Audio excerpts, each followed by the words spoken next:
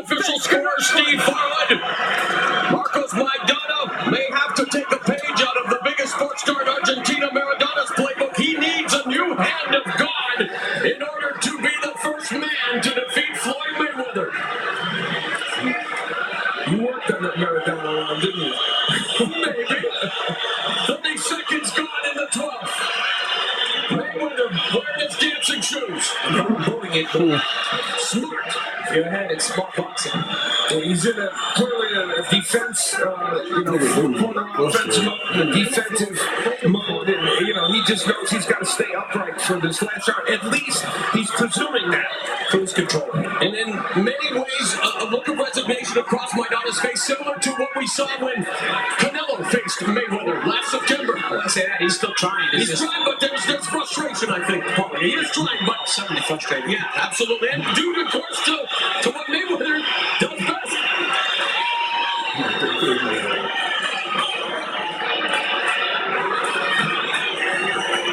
Trying to come forward, but he can't do it. And that's been an issue for Maidana for most of this fight. When Mayweather has decided, if this was a referendum on whether the 37-year-old could move for most of a fight, that's been answered because he has. Mayweather made those necessary adjustments in the midway point of their first meeting, winning the fight going down the stretch, and really has done exactly what he said he was going to do here in tonight's rematch. Utilize the footwork and avoid the pressure of Marcos Maidana, but this is a purely defensive round for Floyd Mayweather again, feeling that he's got the fight in the bag, as they say, with 1 minute left in the round and the fight. It's interesting, Maidana will probably win this round because he's being given it, because he has landed some punches, but it's unlikely it would alter the course of this fight or its outcome. And the crowd letting Floyd Mayweather know how they feel as Maidana clinches with Mayweather. 35 seconds left in the fight. And he's just cruising at this point. He knows he has the fight with him. Mayweather gets cornered. Maidana going on the attack, but missing the majority of those shots.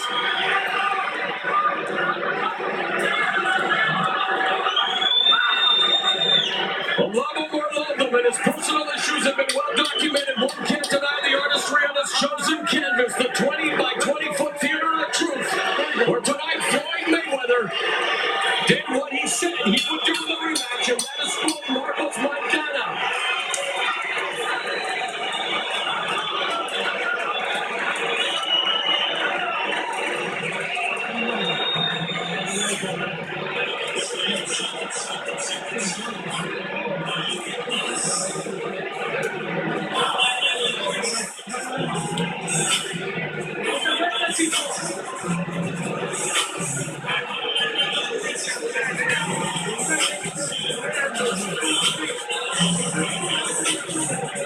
Al, a look at the complete show stats. Well, the number that always jumps out at you in a Mayweather fight is the percentage of power punches he lands. The other thing that's fascinating to me is how much he out-jabbed Maidana by, because that was a punch Maidana needed to be effective with. But Mayweather very accurate and providing him with a fairly significant edge in this fight. Not a monstrous one, but enough, if you separate it by rounds, is enough to certainly give him the rounds to win this fight.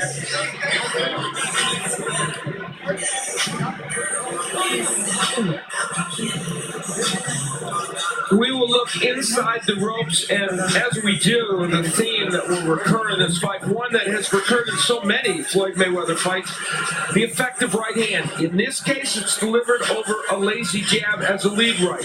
Here again, the same story, where a jab languishes out there, and Mayweather's able to use it yet again. And why did all this happen? Because Maidana was fixated on landing the jab, and he needed to. In that case, he jabs to the body and gets hit with the right hand.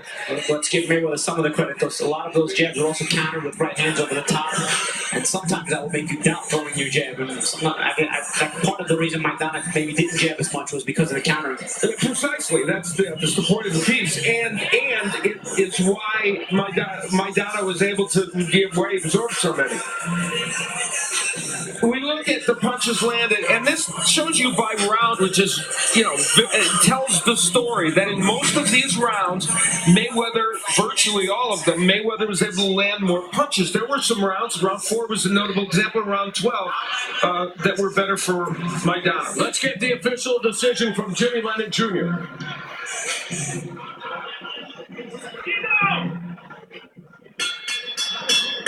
Ladies and gentlemen, after 12 rounds of action here at the MGM Grand, we go to the scorecards. We have a unanimous decision. Here are the score totals.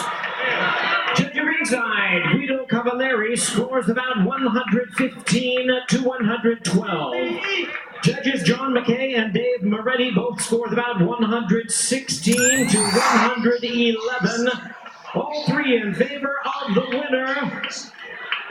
And still the undefeated